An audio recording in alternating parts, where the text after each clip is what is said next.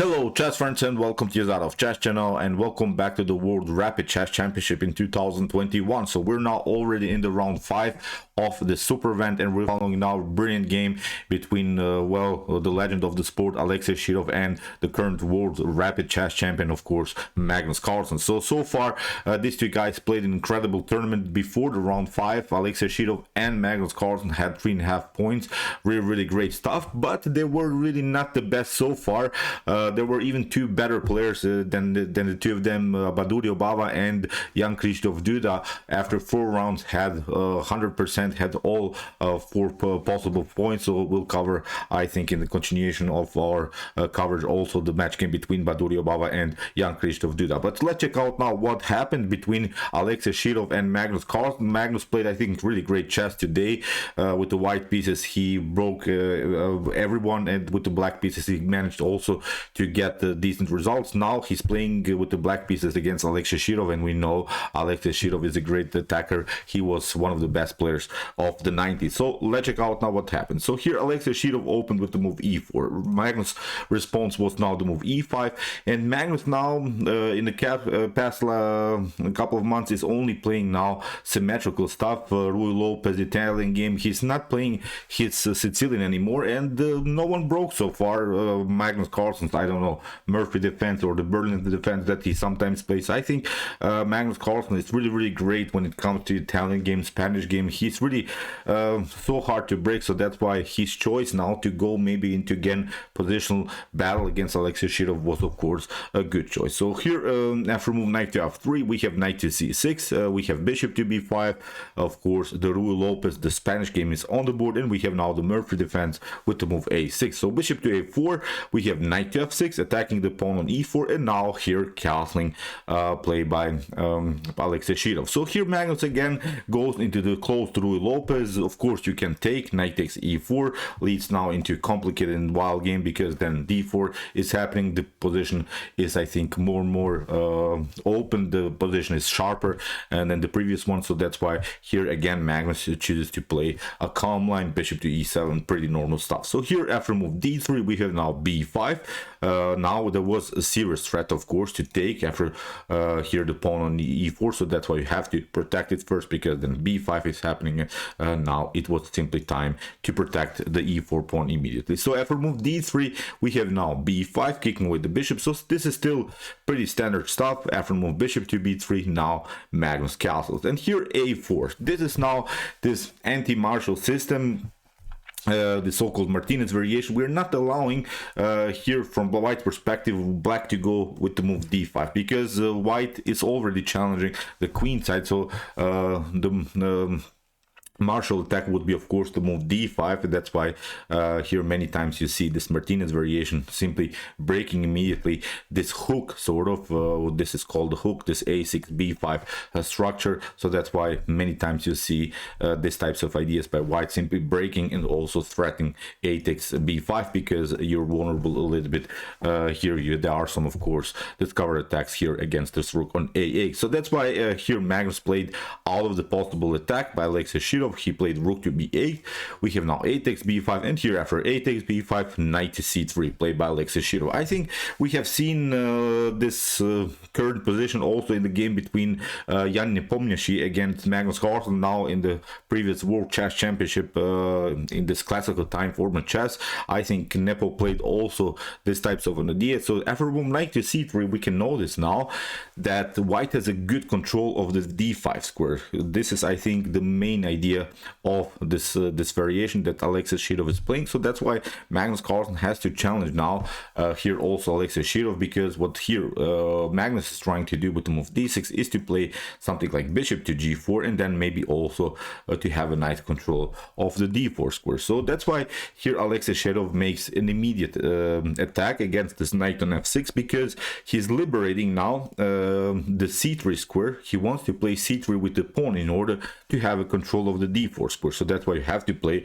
knight to d5. But Magnus Carlsen here simply takes knight takes d5, and we have now played seen many times this position. I think this position is very drawish, which again I think fits for Magnus Carlsen. I think although of course Magnus is probably never satisfied with a draw, but I think now getting a draw in the last round of the day against such a sharp attacker like Alexei Shirov with the black pieces, I think Magnus Carlsen would be satisfied. Then of course in the next day he could attack maybe again with the white pieces. Now if we move knight to d5, we have e takes d5, and now actually the best move would be simply here to move knight to d4. And okay, after move knight to d4, the game would lead probably into this continuation. After move knight to d4, knight takes d4 would be the continuation probably by white. Many times in chess history this position has been reached, and there are many drawish results in this particular line. But what Magnus did here, he was probably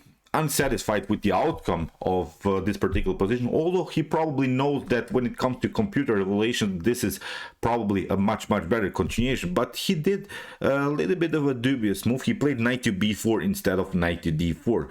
The problem about the move knight to b4, you're getting your knight a little bit closer to the edge of the board, and the knight is not feeling very well on the edge of the board. The knight should be centralized, so that's why this is actually already the first mistake by the world champion Magnus Carlsen. But I think it was sort of a mistake that he actually wanted to play. He's probably familiar with the fact that this is not the best of continuations, but he didn't want to probably go finally into drawish lines with the move knight to d4. So let's see again the possible continuation after the move knight to d4. Knight to d4, knight takes d4, e takes d4, and you see now both players have a little bit blocked bishops. White is of course the blocked out light square bishop. If even black plays the move bishop to f6, then black has the blocked bishop here by the pawn on d4. Probably something like rook to e1 will happen, and then bishop to f6, and this should probably end in a draw. The engine, for instance, also shows here 0.0 evaluations for both sides. So, but as I said, Magnus played simply the sharper move, knight to b4. Here the continuation, we have now c3. You see now the problems about this move knight to b4. The knight is getting on the edge of the board.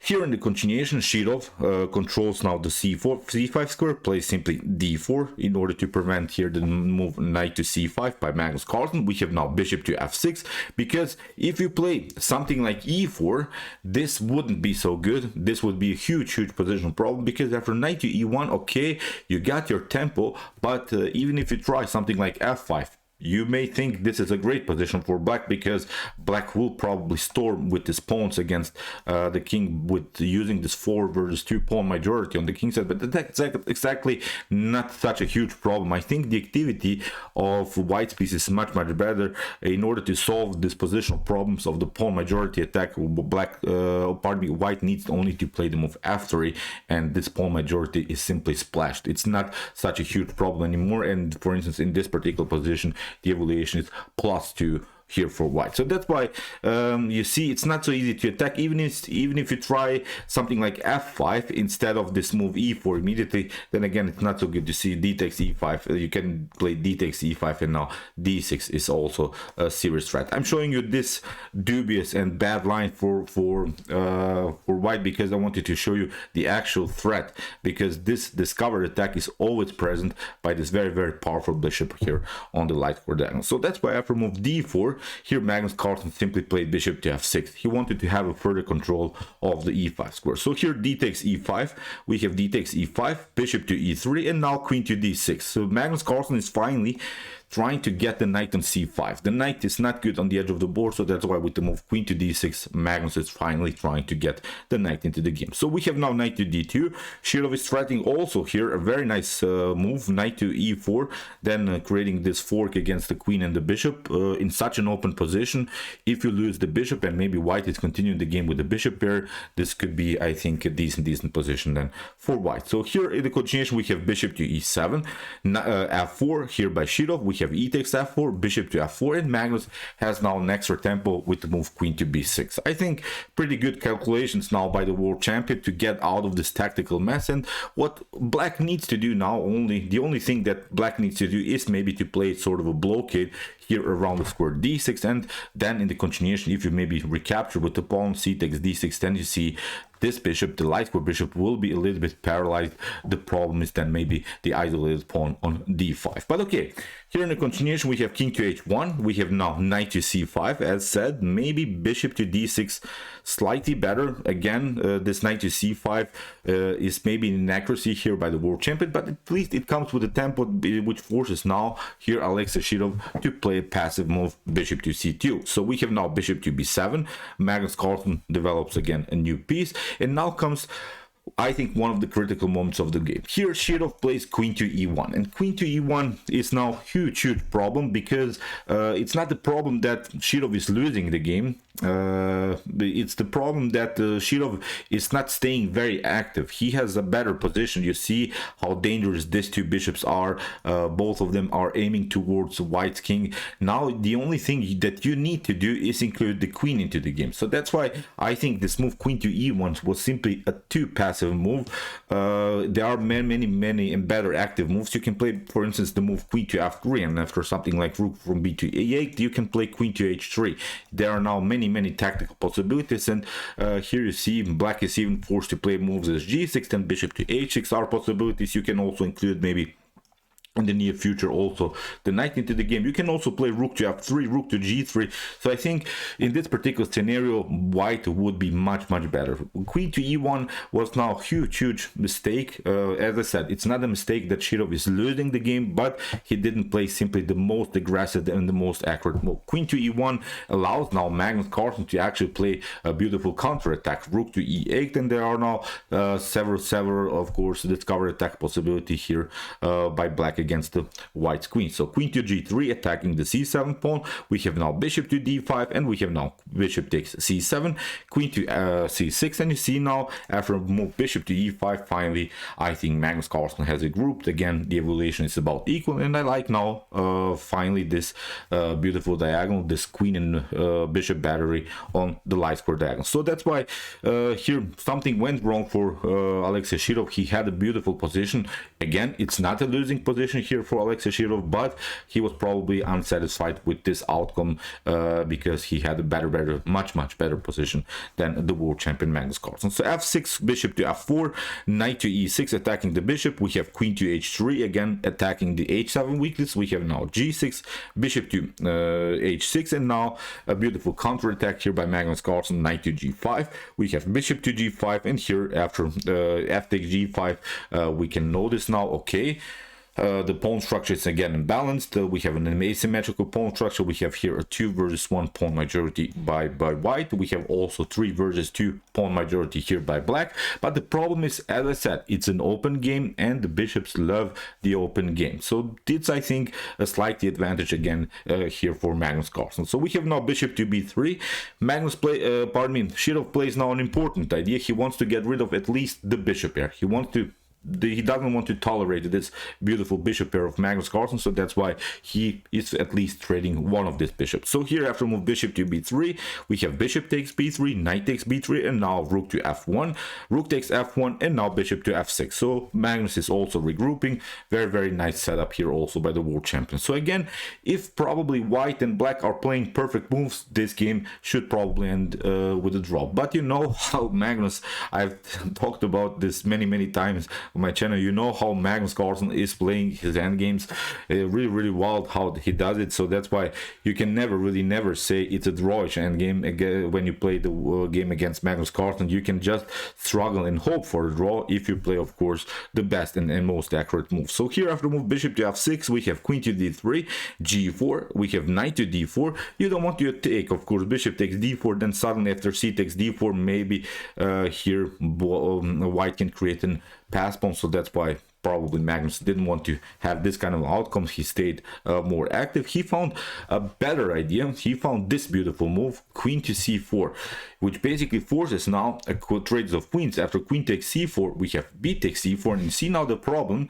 One pawn is holding suddenly 2 pawns here of white. So that's how you play against pawn majorities. White has of course the advantage of the pawn majority, but you see this one pawn is holding the whole queen side. Really beautiful positional moves by Magnus Carlsen. This bishop is also very active, and in the near future we can also expect maybe this rook, if the knight leaves the protection, also to come maybe here on the second rank. The other problem I think here for Alexei Shirov is this back rank problem. So you cannot take of course rook takes f6 because you get checkmated with the move rook to e1. So the back rank problem is a huge problem. So that's why here Alexei Shirov played first knight to b5. We have now rook to e2. As I said, the rook is now taking over on this most important rank here. We have now g3 here. Finally Alexei Shirov is creating some breathing spaces for the king. We have bishop to e7, knight to a3, rook takes b2, knight takes c4, and now very important move again by Magnus Carlsen. The most accurate move he played now.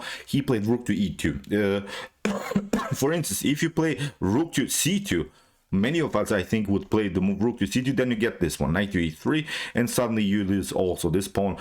White is going to probably lose this pawn, but after the move knight to g4, then the material is too equal, and we have a symmetrical pawn structure again, and I think this would be simply game over. But as I said, knight to c4, here Magnus played the beautiful move rook to e2. We have knight to b6, we have king to g7, knight to d5, we have bishop to d6, knight to f4, we have rook to e3, and see now the problem is this pawn will be probably taken. So here after move h5, rook to f2, finally Magnus Carlsen grabbed the pawn, and suddenly it's a much better continuation now for the world champion. But still, it's not so easy to play the game because these are double pawns. It's not so easy to pass pawns. So that's why, if again probably Alexei Shirov plays the best and most accurate moves, maybe he can get the draw. But Magnus Carlsen had, I think, in this particular moment around 4 minutes on the clock. Alexei Shirov had only 1 minute on the clock, and that was, I think, a huge problem on the time pressure. Suddenly Alexei Shirov made a couple of mistakes here. After move knight to a6, we have king to h6, we have a rook to d2 attacking the bishop to e5, rook to e2, and now bishop to b8. You see Shirov is trying to get some kind of an activity. He's trying to get maybe also some extra time because you get increment per move. So that's why chasing the bishop here wasn't a bad idea, such a bad idea here by Shirov, because you need only a couple of seconds to make a move, but then you get again new time just in order because you played a couple of moves. So good, so far also a good strategy here by Alexei Shirov. Bishop to a7, rook to a2, bishop to e3, again attacking the bishop, rook to e2. We have now g5. Finally Magnus Carlsen is pushing here, knight to c7, we have rook to d3, knight to d5, bishop to d4, knight to e7, bishop to c5, attacking the knight. We have rook to e5, now rook to d2, again a beautiful move here by Magnus Carlsen. Now comes the problem, king to f1. Here it's already a critical position because after rook to c2 we have now knight to f5. Here after king to g6, there are simply no good squares here for Shirov. After move knight to e3, bishop to e3, and rook to e3. In this position, Alexei Shirov resigned because he's losing now this pawn on h2, and it was simply game over. 3 versus 1 in a potential rook endgame is simply winning here for black. So what you say? Magnus Carlsen played here really outstanding endgame. Again, brilliant endgame technique by the world champion. I'm not sure what to say. Shirov had the chance at the beginning, missed some, I think, tactics, played a couple of inaccuracies, allowed Magnus Carlsen to get back into the game, and Magnus Carlsen, of course, never misses his opportunities. He won now, of course, such an endgame, and is now also in the lead of this super event. So, okay, I hope that you enjoyed the game. I really enjoyed it a lot. Really interesting ideas in the Ruy Lopez in the Martinez variation. Also great endgame technique again by the world champion. If you want to see also the game that we have covered so far, it was Alreza Firouzja game. Check it out. Also a great game by Alreza Firouzja with the black pieces. And if you like this content, don't forget to subscribe to my channel. See you soon with some more videos, and chess is the best, of course.